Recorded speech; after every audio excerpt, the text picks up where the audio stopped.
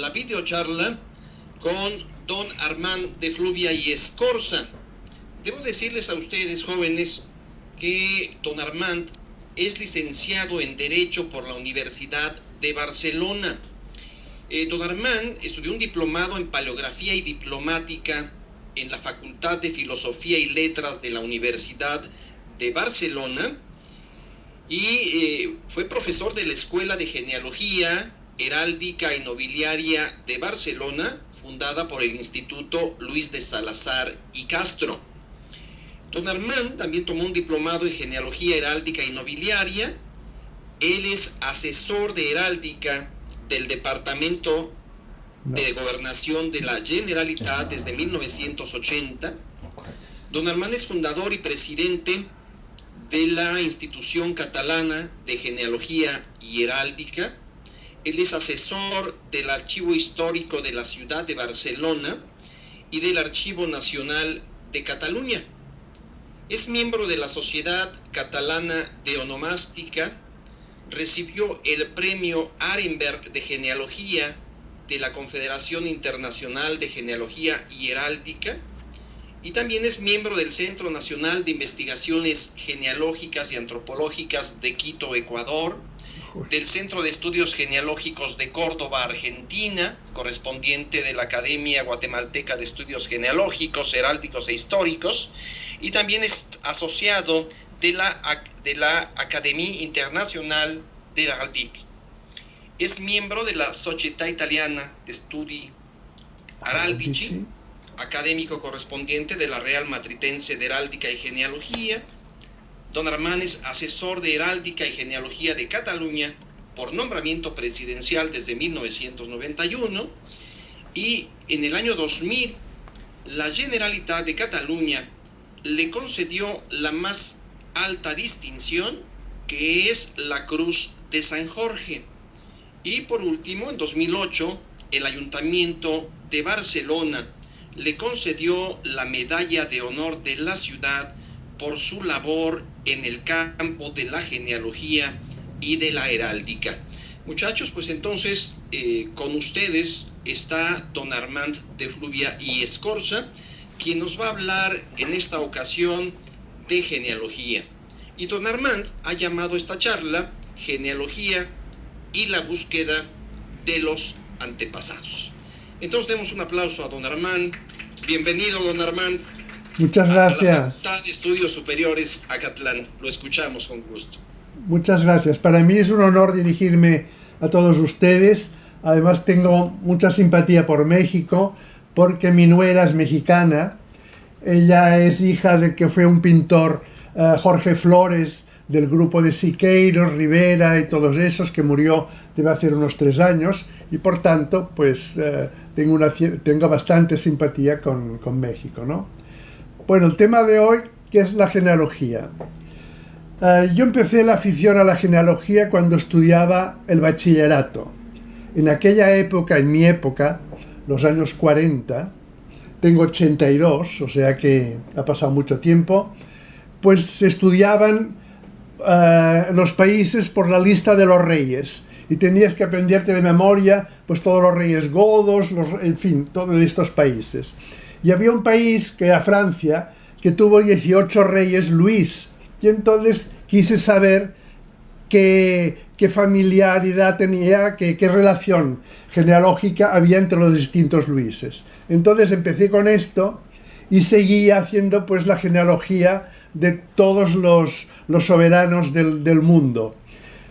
Eso lo continúo, y con la ayuda de la informática, en un programa que tenemos aquí en nuestra Institución Catalana de Genealogía y Heráldica, pues reúne pues todos los soberanos del mundo, desde antes de Cristo hasta ahora. Los emperadores de China, de Japón, los reyes de Samoa, de Tonga, de Ruanda, de Burundi, de Madagascar, todas las dinastías musulmanas, los aztecas, los incas, etcétera, etcétera, ¿no?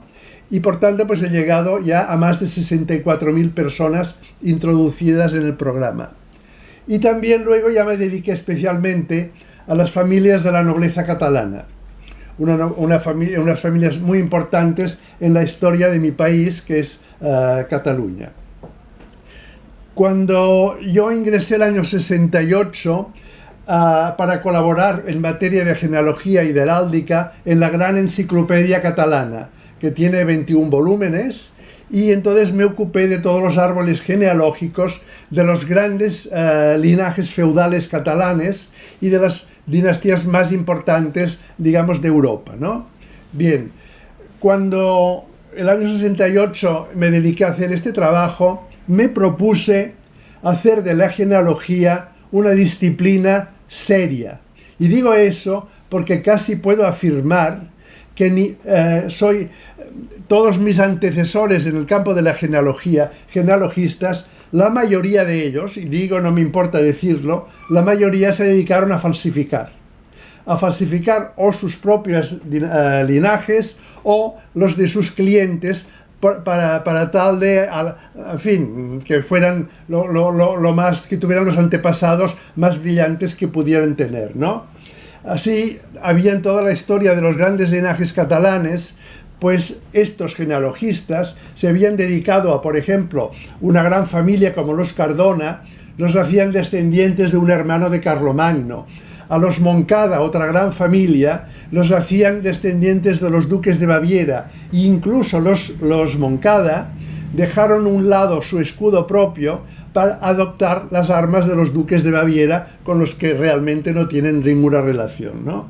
Por lo tanto, entonces desde el año 83 quise organizar los estudios genealógicos y heráldicos en Cataluña, y por eso salió la institución que tengo. Desde hace ya años damos clases de genealogía y de heráldica y de nobiliaria, también de paleografía y diplomática, y creo que así como antes en los archivos encontrabas poquísima gente dedicada a los estudios genealógicos, hoy día quiero decir que ya muchísima gente, ya sean jóvenes o sean jubilados, se dedican a la genealogía. La mayoría a hacer la genealogía propia de sus linajes. Pero yo siempre les digo que hay cantidad de personajes importantes en nuestra historia que valdría la pena, pues, de conocer sus antepasados e incluso sus descendientes. Estos trabajos están muy avanzados en otros países, como sobre todo en Francia, Inglaterra, Alemania. En Alemania llevan publicados 28 volúmenes de toda la nobleza alemana en árboles genealógicos. En Inglaterra se ha hecho igual, en Francia, etc. Entonces yo he querido hacerlo en Cataluña y acabamos de publicar el primer volumen, que es el último, de lo que se llama el Nobiliari General Català, o sea, el Nobiliario General Catalán.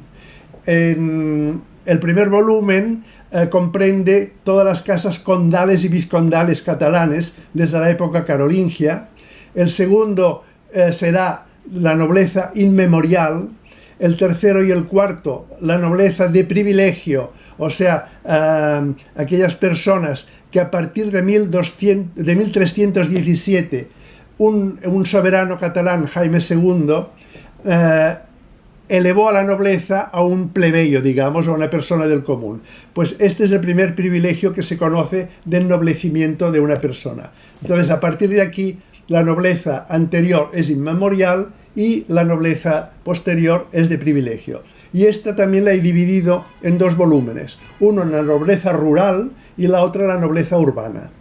Y el último volumen es que cuando en la época de Isabel II, 1831 o por aquí, la nobleza dejó de ser un estamento oficial en España, y a ser los nobles ya no tenían más privilegios, etc., eran ya como cualquier otro ciudadano, pues la única manera que se tenía de ennoblecer a una persona era concediéndole un título nobiliario, ya fuera de barón, de vizconde, de conde, de marqués o de duque. Entonces, estas 78 familias catalanas que desde 1831 hasta ahora, hasta el pintor Tapias, que también han sido ennoblecidos por el rey de España con el título de marqués de Tapias, pues están todos estos. Este es el primer volumen que ha salido y ha publicado, y ha sido así porque, como casi todo son familias que todavía existen y están interesados en tenerlo, pues por eso hemos publicado este. Después de esta introducción, diré que la genealogía es muy importante, no solo ya como una disciplina autónoma, sino también porque es auxiliar de otras disciplinas. Por ejemplo, ya no digamos la historia, el derecho canónico, por los impedimentos familiares de poderse contraer matrimonio, etcétera. También por el derecho común, porque por ejemplo, pues en España, si una persona muere sin testamento, pues pueden heredar la herencia hasta el 4º grado civil, o sea, los primos hermanos.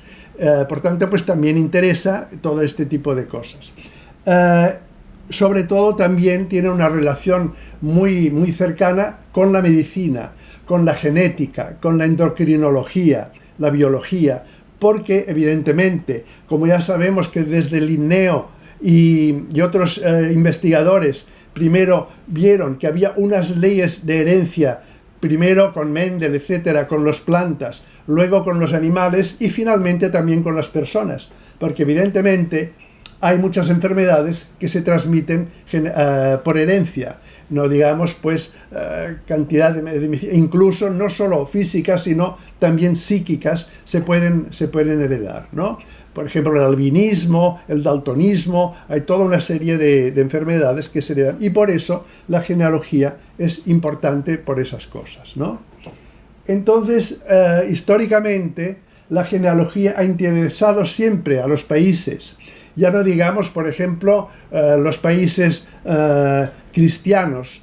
La genealogía de Jesús la tenemos en los evangelios. Lo que ocurre es que los dos evangelios que dan la genealogía de Jesús, uno de San Lucas y el otro de Mateo, resulta que son distintas. Entonces dices, bueno, ¿cuál es la auténtica? Además, hay una cosa muy peculiar, porque es la genealogía desde Jesús hasta Adán. Pero es que resulta que esta genealogía de Jesús hasta Adán en los evangelios se da a través de José. Y todos sabemos que José era solo el padre putativo, por lo tanto no tiene ningún valor.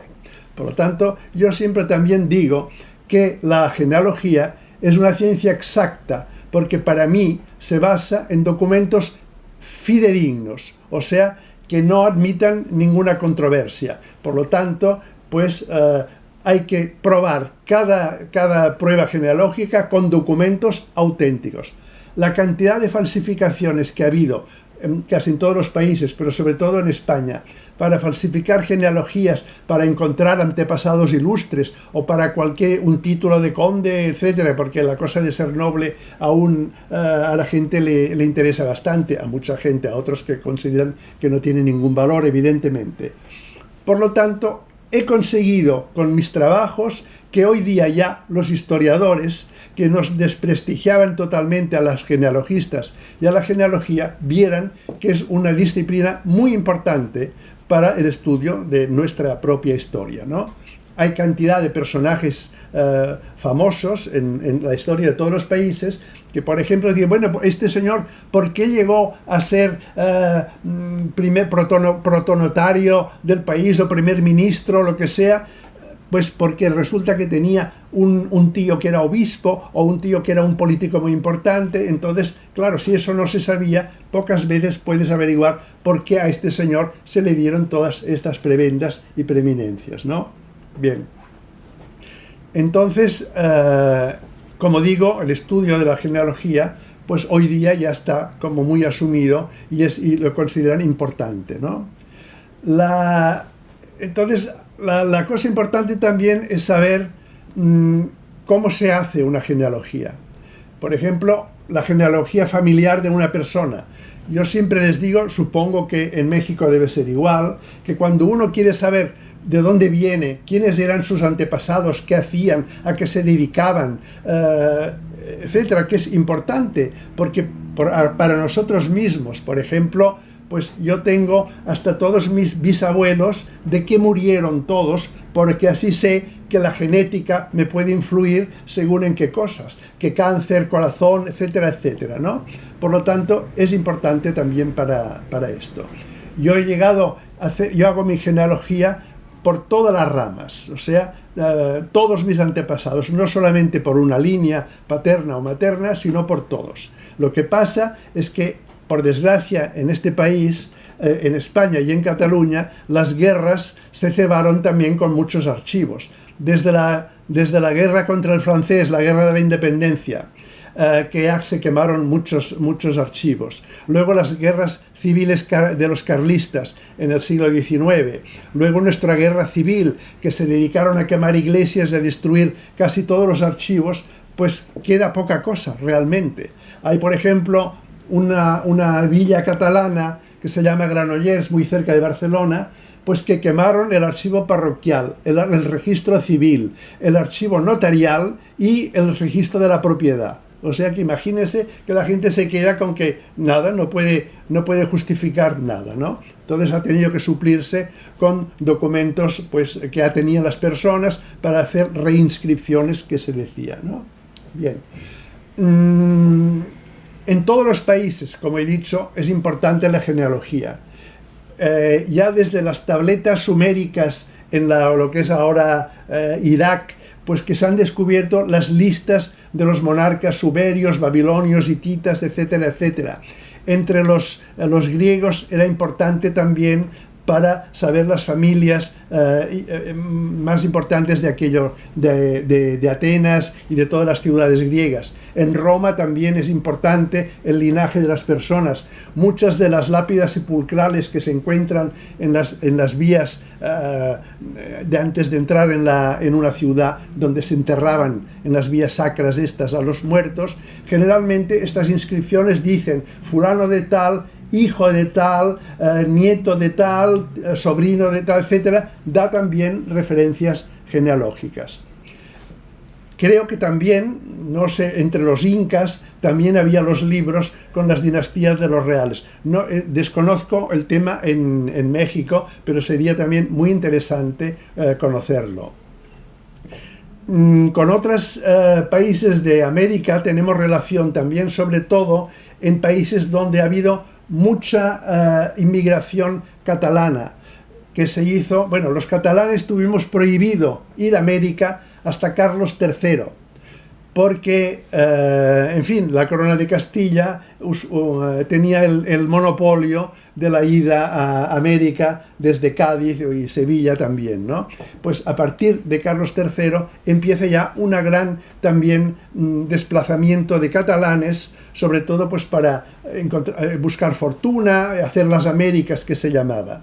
Los principales países fueron Cuba, Puerto Rico y Venezuela, pero también, terminada nuestra guerra civil, todos los que eran considerados pues republicanos o rojos, como se les llamaba desde el lado nacional franquista, pues muchísima gente se trasladó a Venezuela y a México principalmente. Por lo tanto, hay muchas familias catalanas que ya se establecieron en México, algunas no regresaron y ahí se quedaron allí, ¿no?